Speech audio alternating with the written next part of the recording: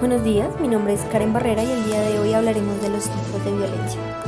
Lamentablemente, para la Organización Mundial de la Salud, la violencia implica el uso de la fuerza física, no solo contra otros, sino contra la propia persona, y puede tener consecuencias como traumatismos, daño psicológico e incluso la muerte.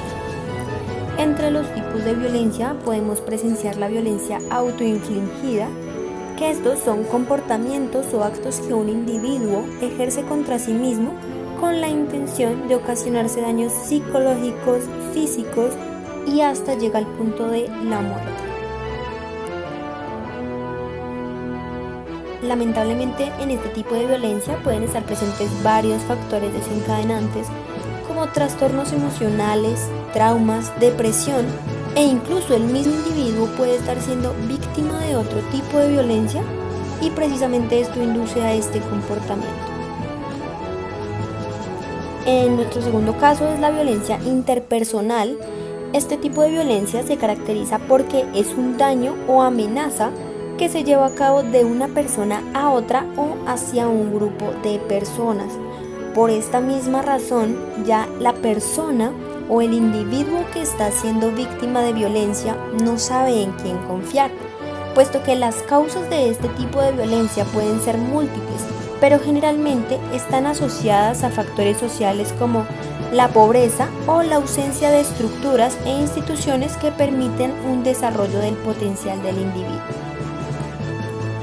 En nuestro tercer caso tenemos la violencia colectiva. En este caso se trata de la agresión causada por un grupo hacia otros.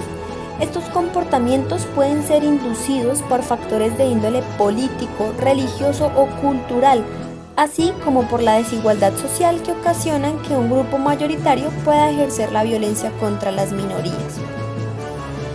Los conflictos tribales en algunas zonas de África o los ataques motivados por la xenofobia, que es los rechazos también a los extranjeros, son expresiones de la violencia colectiva. Ya realmente no saben quién es amigo, quién no saben quién quiere hacerles daño. En muchas oportunidades se piensa que un insulto, que un empujón simplemente es un chiste, algo pasajero, pero lamentablemente no todos somos iguales y hay a quienes esto lamentablemente les afecta más. La violencia física puede tener diferentes niveles y puede ir desde acciones poco visibles, no sé, un arañazo, hasta agresiones más contundentes, golpes, heridas sangrantes e incluso la muerte. Adicional a esto tenemos la violencia psicológica. Un ejemplo de violencia psicológica es ignorar deliberadamente a alguien que necesita atención, así como aislarla de su familia o amigos.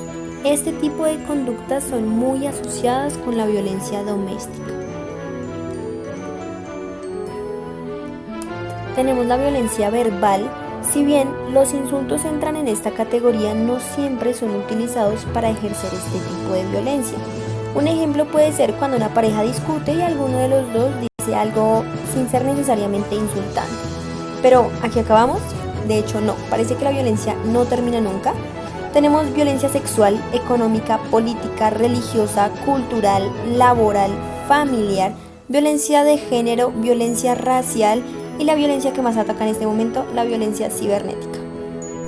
He escuchado en muchas oportunidades que hay quienes dicen que groserías o empujones no son un tipo de violencia, pero sí lo es y nos afecta a todos, afecta desde la clase social más baja hasta la más alta.